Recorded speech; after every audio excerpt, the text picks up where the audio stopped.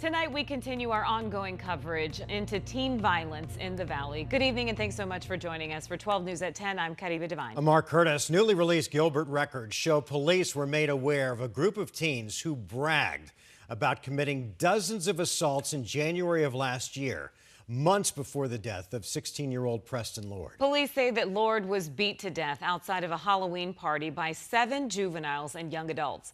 12 News journalist Bianca Bono has been following this story for months now. She is joining us live in the studio. And Bianca, what did you find in these newest records? Guys, this is the report from a violent assault of a teen that happened in December of 2022. I requested this and other reports in December of 2023, and I'm just receiving it now. Gilbert police have long said they either weren't aware of teen violence cases prior to Preston Lord's death, or the cases they were aware of involved different suspects, so there was no way to link them or identify the trend. But these records paint a very different picture.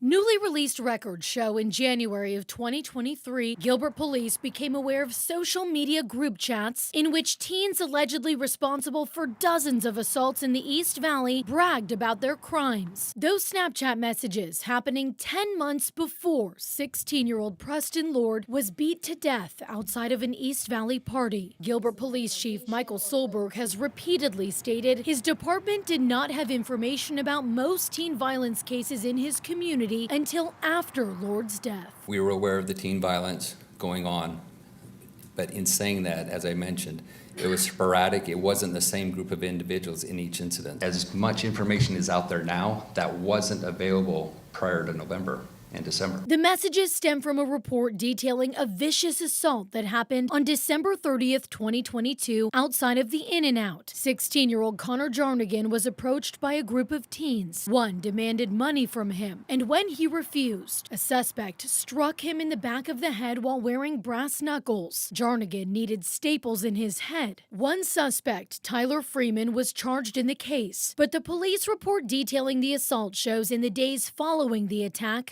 investigators were made aware of multiple individuals openly talking to each other on Snapchat about committing other assaults. One message reading, "You got extra knuckles? I'm trying to send these kids to the hospital." Other messages in the group chat say, "They are knowing who we all are. Gotta chill on the fighting. They're building a case. 5 incidents with brass knuckles. I think we just need to become an official gang already." But the most shocking, as soon as they find out we are the ones who got into all the fights, we're getting charged with 30-plus assaults. Despite possessing these conversations, the Gilbert Police Department wouldn't classify the group, known as the Gilbert Goons, as a hybrid gang for 17 months. Telling 12 News in an email, there was no additional evidence of gang activity outside of this Snapchat thread. Writing, "A singular vague reference is not sufficient evidence to establish a criminal street gang." 10 months after police obtained these messages, Preston Lord was killed in a group assault in neighboring Queen Creek. In the wake of his death, amid public pressure, Gilbert Police re-examined its previous teen violence cases and made numerous arrests. In response to 12 News questions about this newly released report, a spokesperson saying at the time they received information about the Snapchat messages, they had 6 total reported cases of group teen violence, with 8 arrests having been made in those cases, adding they investigated every case that was reported to them. Why didn't your department notice the trend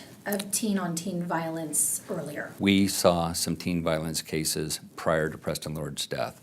They were sporadic as far as location and time. After Preston Lord was killed, that's when we had a huge influx of information, but that was after Preston was killed. And Connor Jarnigan's mother, Stephanie, sent me a statement tonight responding to the release of her son's report. She said in part, "We are disappointed and disturbed after reading through the police report. It clearly shows there were major red flags with this group of teenage thugs who went on to continue to terrorize teens in the East Valley." You mentioned that the attack on Jarnigan took place back in December of 2022. How is Connor doing today? Thankfully, it appears Connor is doing great. He's actually the teen that has really started the movement we've seen advocating for a brass knuckles ban. He even testified at the Capitol this year, and while that bill didn't make it through the legislature, he is committed to pursuing that fight next session. Guys, back over to you. All right, Bianca, thank you.